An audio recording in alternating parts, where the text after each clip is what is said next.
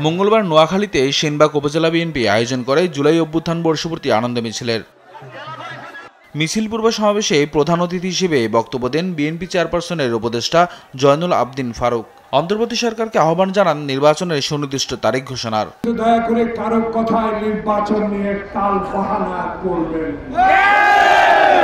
আজকে নির্বাচনের তারিখ বিনয়ের সহিত ঘোষণা করো, কারণ যতই বিলম্বিত হচ্ছে ততই এই অবৈধ মোর্শেদ আলমে লোকজন আবার একত্রিত হচ্ছে, কারণ তাদের কাছে টাকা আছে।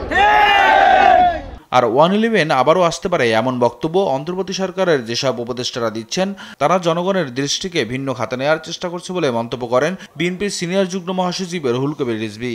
সকালে নয়াপল্টনে বিএনপির কেন্দ্রীয় কার্যালয়ে সংবাদ সম্মেলনে এসব কথা বলেন তিনি। বহুদলীয় গণতন্ত্রের যে মূল চেতনাগুলি এটা প্রতিষ্ঠা করার যে ক্ষেত্র, সেটা তো অন্তর্বর্তীকালীন সরকার সেটা সেই ক্ষেত্রটা তৈরি করে একটা অবাধ সুষ্ঠু নির্বাচন অনুষ্ঠিত করবে।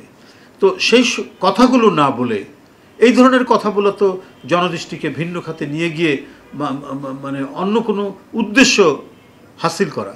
এছাড়া চট্টগ্রামের জুলাই অভ্যুত্থান দিবস উপলক্ষে এক আলোচনা সভায় অংশ নিয়ে বিএনপির স্থায়ী কমিটির সদস্য আমির খসরু মাহমুদ চৌধুরী বলেন, গণতান্ত্রিক আচরণের মাধ্যমে রাজনৈতিক সংস্কৃতির পরিবর্তন করতে হবে।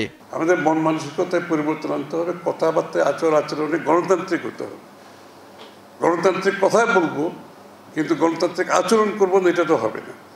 তো আমরা মনে হয় এই জিনিসগুলো মাথায় রাখবো ইনশাআল্লাহ। এ সময় জন আকাঙ্ক্ষা যারা ধারণ করতে পারবে না তাদের রাজনীতি করার অধিকার নেই বলেও মন্তব্য করেন আমির খসরু। আমি যে বলে যাচ্ছি, নিয়াজ মোরশেদ, দেশ টিভি, ঢাকা। সুইচ অফ করে শুধুমাত্র আমাদের সামনে